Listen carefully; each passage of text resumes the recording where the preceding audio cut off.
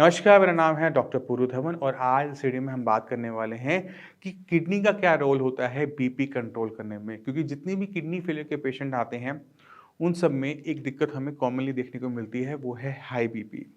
और वो समझ नहीं पाते कि बीपी इतना हाई क्यों हो रहा है, हम मेडिसिन भी खा रहे हैं, सब कुछ कर रहे हैं, फिर भी बीपी कंट्रोल में नहीं हो रहा। तो उसी को आज समझने की कोशिश करेंगे, उस पे कैसे काम कर सकते हैं, उसको हम समझेंगे कि किस तरह से आपका बीपी कंट्रोल में आ सकता है। तो सबसे पहले शुरुआत करेंगे कि कौन-कौन से ऑर्गन्स जो होते हैं बॉडी के अंदर वो बीपी को कंट्रोल करते हैं। सबसे पहला ऑर्गन ब्रेन। अगर आपको स्ट्रेस है तो क्या होगा? बीपी बढ़ेगा। तो हमारा जो ब्रेन है वो बीपी को कंट्रोल करता है और वो हमारा मास्टर ऑर्गन भी है। पूरी बॉडी को कंट्रोल करने वाला ऑर्गन ब्रेन होता है। तो ब्रेन हमारा अच्छा काम कर रहा है, बीपी नहीं बढ़ता। दूसरी चीज़ है हमारा कार्डियक, हमारा दिल। अगर आपका जो हार्ट है वो पंप ज़्यादा कर रहा है किसी भी रीज़न से, तो हम क्या देखते हैं कि बीपी बढ़ जाता है ना? उसके लिए हम गोली भी खा रहे होते हैं। तीसरा ऑर्गन जिसको के बारे में नॉर्मल लेमैन को नहीं पता होता, जो बीपी रेगुलेट करता है, वो है हमारी किडनीज़। किडनीज़ बहुत तरीके से कंट्रोल करती है हमारे ब्लड प्रेशर को।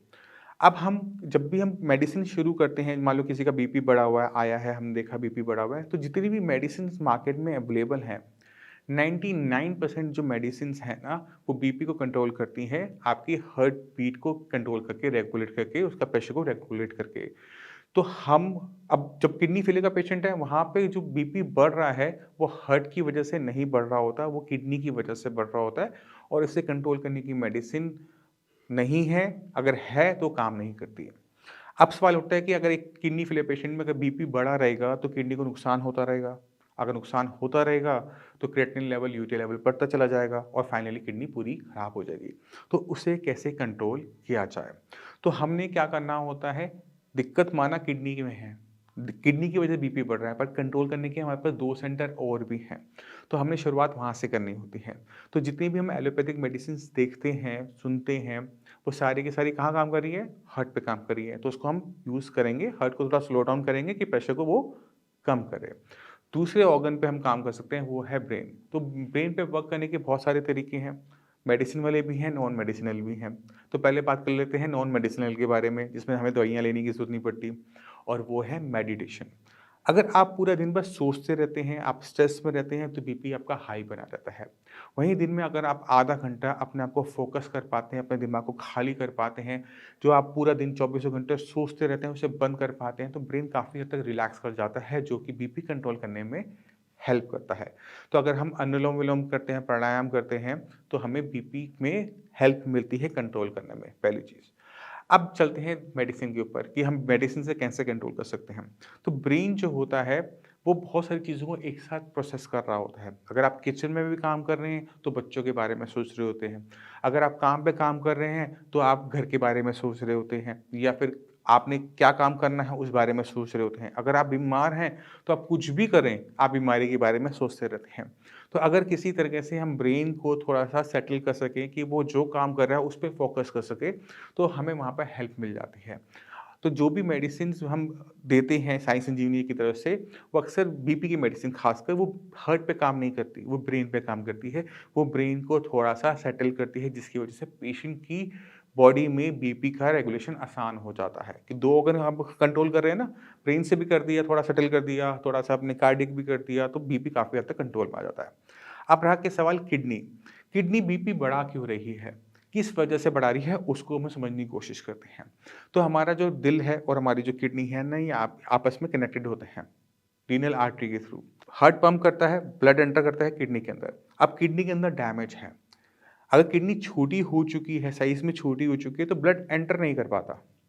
अब जब ब्लड एंटर सही तरीके से नहीं कर पाता, तो उसके साथ जो जाने वाला ऑक्सीजन है, वो नहीं जा पाती, उसके साथ जो जाता हुआ खाना है, वो नहीं जा पाता।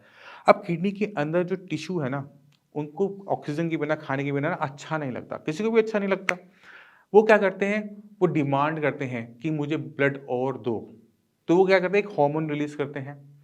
हार्मोन हमारे ब्रेन में जाता है और वो ब्रेन क्या करता है, ब्रेन हार्ट को बोलता है कि मेरी किडनी को नुकसान हो रहा है, इसको ब्लड दो। अब हार्ट के पास ऑप्शन क्या है? चल के तो जाएगा नहीं, कहता है ठीक है मैं बढ़ा देता हूँ प्रेशर, वो प्रेशर बढ़ा देता है। जब वो प्रेशर बढ़ता है तो ब्लड और तेज़ी से किडनी के अंदर एंटर करता है, तो कुछ टाइम के लिए किडनी को अच्छा लगता है क्योंकि ब्लड की सप्लाई सुधर जाती है। मगर ब्लड जो सप्लाई अब आ रही है वो पहले से भी ज़्यादा हाई प्रेशर पर आ रही है और प्रेशर की वजह से क्या होता है, किडनी को और नुकसान होना शुरू हो जाता है और ये एक साइकिल बन जाती है। तो इस साइकिल को ब्रेक करना ज़रूरी होता है क्योंकि अगर हमने इसे ब्रेक नहीं किया तो बीपी बढ़ेगा, बीपी से किडनी खराब होगी, उससे बीपी बढ़ेगा और वही चलता रहेगा और क्रेटिनिन लेवल, यूरिया लेवल बढ़ता चला जाता है। तो जो भी पेशेंट साई संजीवनी में आता है जिनका बीपी हाई है, उनको साफ कह दिया जाता है कि आपने अपनी बीपी की चार्टिंग करनी है, वो भी मेडिसिन खाने से पहले, डेली बेसिस पे जब तक आपका ट्रीटमेंट यहाँ से चल रहा है। क्योंकि बीपी बढ़ेगा तो दुनिया का कोई अच्छे से अच्छा डॉक्टर भी किडनी को नहीं बचा सकता। क्योंकि किडनी को खराब करने का सबसे बड़ा कारण आपके केस में क्या था? हाई ब्लड प्रेशर और वही अनकंट्रोल बना हुआ है। अक्सर पेशेंट बोलता है कि मैं मेडिसिन ले तो रहा हूँ, डॉक्टर ने दी थी मैं तो खा रहा हूँ। मेडिसिन देना अलग बात, मेडिसिन का काम करना अलग बात। डॉक्टर आपकी बॉडी के हिसाब से, प्रेशर के हिसाब से मेडिसिन को प्लेस कर देता है। बट अगर वो मेडिसिन पूरी नहीं बैठ रही तो आपका फर्ज बनता है कि उस मेडिसिन को पूरा करवाना और बीपी को सही लेवल में लेके जाना। तो नॉर्मल जो ब्लड प्रेशर होता है वो होता है 120/80। जो नीचे वाला बीपी होता है, छोटा वाला जो बीपी होता है उसको हम डायसिस्टोलिक ब्लड प्रेशर कहते हैं और किडनी पेशेंट में इसे कंट्रोल करना बहुत ज़्यादा ज़रूरी हो जाता है। इसकी जो रेंज है आप अपने माइंड में रखो कि इसे 70 से 80 के बीच में रखना है। अगर 70 से 80 की रेंज के बीच में आप इसे रेगुलेट करते हैं, करवाते हैं, दोनों ही चीज़ें हैं, आपकी किडनी की दिक्कत आगे नहीं बढ़ेगी, क्रिएटिनिन आगे नहीं बढ़ेगा, यूरिया आगे नहीं बढ़ेगा। और इसके लिए हमें मल्टीपल चीज़ें यूज़ करनी पड़ती हैं। अगर आपने मेरी पुरानी वीडियोज़ देखी हैं, तो मैं आपको हमेशा कहता हूँ कि आपको हर कीमत पर बीपी को कंट्रोल करना चाहिए अगर आप किडनी पेशेंट हैं तो।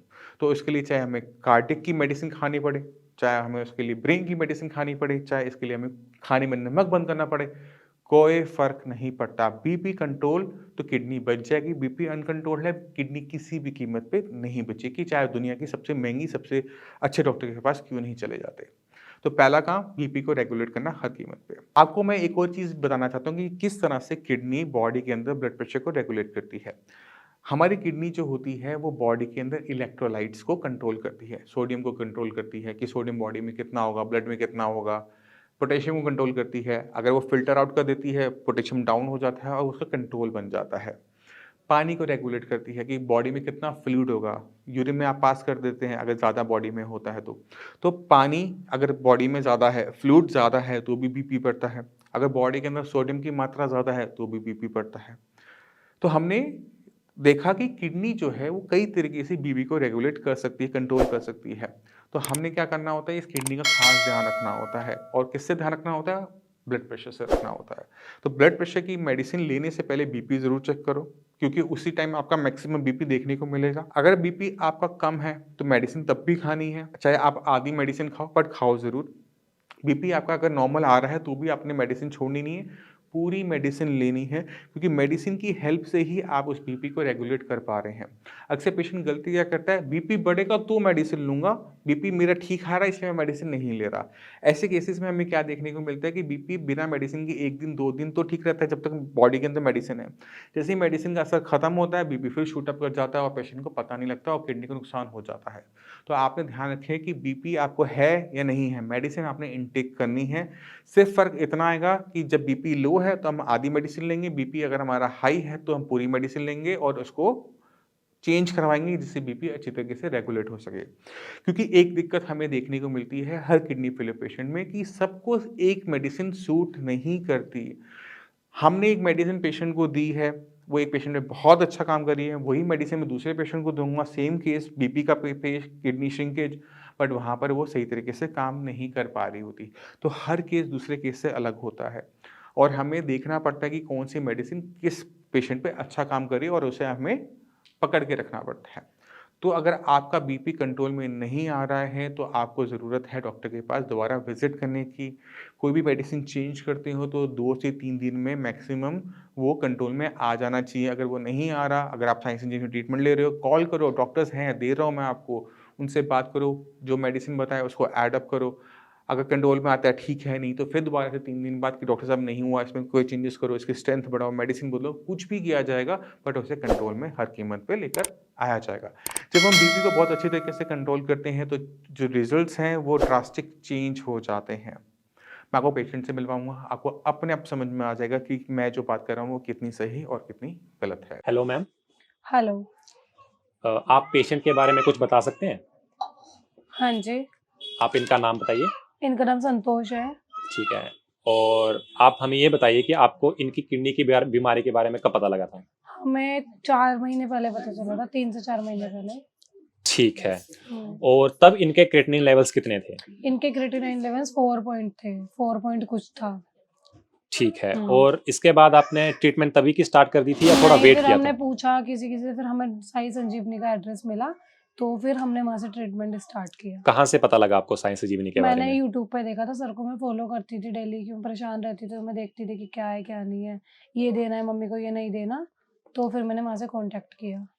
ठीक है। कितना टाइम आपका ट्रीटमेंट चला? 1.5 महीने में मेरी मम्मी का 4 पॉइंट कुछ से 1.25 आ गया है। ठीक है। हाँ जी। ओके। Hello ma'am. हेलो बेटा। मैम एक क्वेश्चन है कि आप अभी हमें बताइए, जब आपकी ट्रीटमेंट हुई है अभी, तो हाँ। आप फिजिकली या मेंटली कैसे फील करते हैं आपको? मैं पहले बहुत बीमार थी, चल भी नहीं सकती थी, बैठ भी नहीं सकती थी और कुछ भी नहीं कर सकती थी। अब जब से मेरे को ये दवाई मेरी चालू हुई है, यहाँ से मेरी बेटी ने कराई है, तब से मेरे को बहुत आराम मिला है। मैं चलती भी हूँ, काम भी कर लेती हूँ और थकती भी नहीं हूँ। थकन बहुत होती थी पहले मेरे को। ठीक है। मतलब हाँ। आप में इम्प्रूवमेंट अभी दिखी है? हाँ, और मैं ना जैसे ऐसे चलती थी, जैसे आंखों से कम दिखता हो, पैर कहीं रखती थी, कहीं पैर रखा जाता था मेरा। लेकिन अब वो बात नहीं है, अब मैं बिल्कुल, मेरे को बहुत आराम दिखता है मेरे को, तो ठीक बहुत है। ज़्यादा। मैं खाना वगैरह सही खाती, पहले खाना छूट गया था मेरा, कुछ नहीं खाती थी। सारे-सारे दिन मेरी बहन है, ये छोटी, मेरे को पूछती रहती है कि खाना खा लो, दूध ले लो, मेरा मन नहीं करता था। लेकिन इनकी दवाई चालू करी जब से मैंने, तो मेरे जब से बहुत आराम है, सब चीज़ खाने लगी मैं। जो भी परहेज का खाना बताते हैं, सारा वही खा रही हूँ मैं। रिपोर्ट्स दिखा सकते हैं क्या मेरे को? संतोष जी, हाँ आपके जी। पास कोई सजेशन है? जैसे किडनी फेलियर पेशेंट्स होते हैं, तो उनको कुछ सुझाव देना चाहें कि जैसे ये जो बीमारी है जल्दी पता नहीं लगती है, तो आपको जैसे पता लगा था, तो आप बता सकते हैं वो एक्सपीरियंस कि आपको कैसे पता लगा और उनको इससे मदद मिले। तो बेटा मैं तो कई जनों को बता चुकी, मेरी बेटी बताती है, एड्रेस देते हैं हम, उनका परहेज करना बहुत जरूरी होता है। मैं सारी चीजें उनको बता देती, जो भी पूछ देखते हैं अपने, नहीं तो अब परहेज मैं बहुत अपना, जैसे उन्होंने बताया वही परहेज पे चली हुई हूँ मैं। मैंने परहेज कम नहीं करा, अगर जैसा उन्होंने बोला वही चीज ले रही हूँ मैं। कुछ नहीं लेती, ना बाजार का चाय वगैरह सब मेरी बंद है, कुछ नहीं लेती हूँ। एक सर रोटी और यही होता, दाल है, हरी सब्जी 2 बता के, सिर्फ तोरी और टिंडे और दाल, बस इससे अलावा कुछ नहीं खाती मैं। ठीक है। ये चीज बता रखी है। धन्यवाद मैम।